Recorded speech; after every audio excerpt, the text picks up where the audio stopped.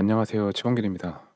오늘은 이제 UML 기초 세 번째 시퀀스 다이어그램에 대해서 알아보겠습니다.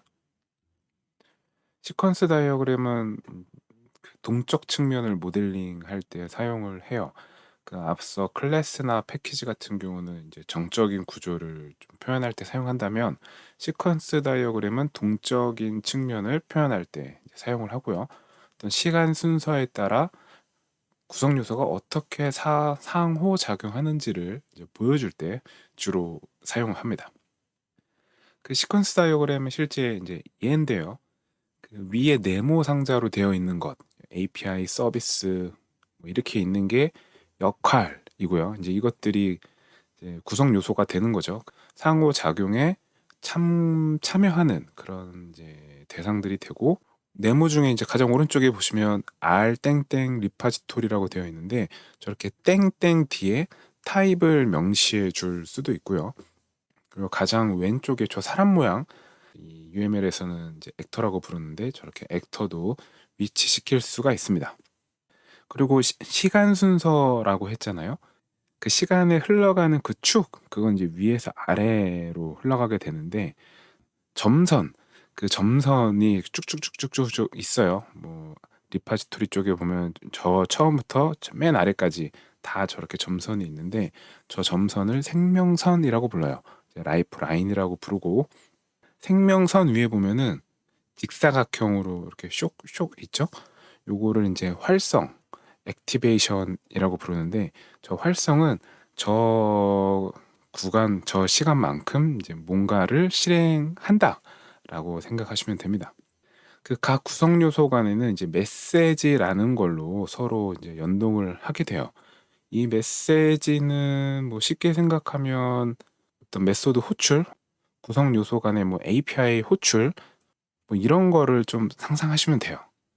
그래서 뭐 1번 메시지가 클라이언트에서 API로 갔고, 다시 1.1 메시지가 API에서 서비스로 갔죠.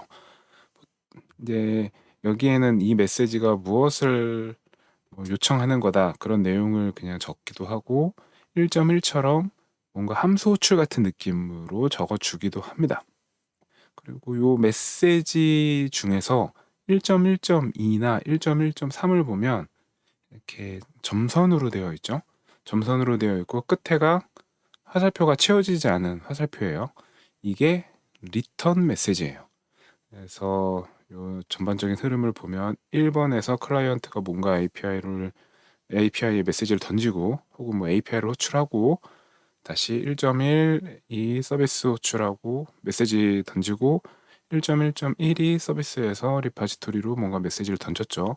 그리고 1.1.2 시점에 서비스가 리턴을 하고, 다시 1.1.3 시점에 API가 클라이언트로 리턴을 하는 거죠. 근데 이 리턴은 사실 필수는 아니에요. 그래서 1.1.1을 호출한 부분을 보면 리턴이 없잖아요. 그러니까 리턴을 뭐 명시적으로 뭔가 좀 더 잘 드러내고 싶을 때는 이제 리턴을 사용하고, 그렇지 않을 때는 리턴을 생략해도 무방합니다.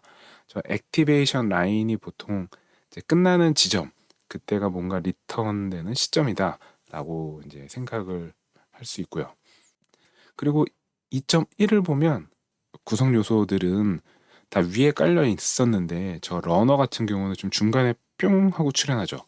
이것은 이제 저 2.1에서 저 러너를 생성한다는 걸 뜻해요. 그리고 2.2에서 그렇게 생성한 애를 뭔가 실행을 하는 거죠. 근데 실행할 때 2.2는 보면 실선인데 뒤에가 채워진 삼각형이 아니고 채워지지 않은 삼각형이에요. 이렇게 채워지지 않은 삼각형을 사용을 하면 비동기 메시지라고 생각하시면 돼요. 비동기 메시지예요. 동기는 이제 기다리잖아요. 그게 실행이 끝날 때까지. 근데 이제 요 경우는 비동기니까 끝나지 않고 바로 뭔가 리턴을 하겠죠. 그리고 2.2.1을 보면 자기 자신한테 메시지를 보내는 것을 뜻해요. 뭐 이제 주로 요거를 코드 수준에서 보면은 뭐 내부 자기 자신의 어떤 다른 메소드를 호출한다거나 할 때 이런 식으로 이제 표현을 합니다. 제가 그리는 대부분의 어떤 시퀀스 다이어그램은 거의 여기에 있는 것으로 그릴 수 있는 것 같고요. 시퀀스 다이어그램에서 어떤 조건이나 상태에 따라서 다르게 동작하는 것을 이제 표현하고 싶을 때 두 가지 정도를 사용할 수가 있어요. 하나는 ALT라는 걸 사용하는 거고 또 하나는 OPT라는 걸 사용하는 거예요. 요 겉에 보시면은 네모난 상자가 있고 그 상자의 왼쪽 귀퉁이에 보면 ALT, OPT라고 적혀 있잖아요. 저 상자를 교류 프레임이라고 보통 표현하는데 그 중에 ALT 같은 경우는 조건을 이제 여러 개를 지정할 때 사용을 해요. 그래서 요 보시면은 요 이제 꺽쇠 안에 있는 게 어떤 조건이고 뭐 타입이 A면 위쪽이 실행되고 그게 아니면 뭐 아래쪽이 실행되겠죠. 그 조건이 여러 개면은 이제 저 리전이 하나씩 추가가 되고요.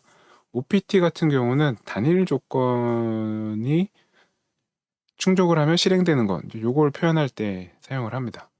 그래서 if면 뭐해? 이거면 이제 OPT, 스위치 혹은 스위치 케이스 같이 막 여러 개 있는 거 또는 뭐 if else, if else, if else 이렇게 여러 개 있는 경우에는 저 ALT 어떤 조건에 따라서 실행하는 것을 이제 사용을 하고요. 그리고 루프하고 병렬도 표현할 수가 있어요. 그래서 루프를 사용을 하면 반복을 뭐 이 조건으로 반복을 한다라는 걸 표현할 수 있고 이제 PAR 뭐 패러럴이겠죠. 그 병렬이나 혹은 병행으로 실행하는 걸 표현하고 싶을 때는 이제 PAR을 사용합니다. 패러럴을 사용해요. 그래서 이 패러럴 같은 경우는 이 A와 이 B가 동시에 실행된다고 우리가 해석을 할 수 있죠. 그리고 이렇게 앞에 거와 뒤에 거 외에도 이제 다른 것들도 있고 또 이 교류 프레임 같은 경우에는 중첩해서 이제 표현할 수도 있어요. 정리를 해보면 시퀀스 다이어그램은 동적 측면을 이제 표현을 하고 이제 위에서 아래로 시간 순서에 따라 구성 요소 간의 이제 상호 작용을 표현할 수가 있고요. 그리고 뭐 메시징, 뭐 호출 이런 거를 퉁쳐서 이제 메시지로 이제 표현할 수 뭐 있는 그런 이점도 있고 그래서 코드 수준에서 뭐 객체 혹은 프로세스 수준에서 각 프로세스 간의 상호 작용 같은 것을 표현하기에 적합합니다. 그리고 이제 동시성 문제가 좀 터졌을 때 그 동시성 문제를 좀 시각적으로 표현하는 수단으로서도 이제 좋고요. 이제 주의할 점은 어떤 코드 수준에서 너무 상세하게 다 표시하려고 하면 안 돼요. 어떤 UML에 무언가를 표시할 때는 그 의도에 맞는 내용 위주로 나머지는 좀 생략을 하면서 표시를 하는 게 좋습니다. 네, 오늘 내용은 여기서 마치겠습니다.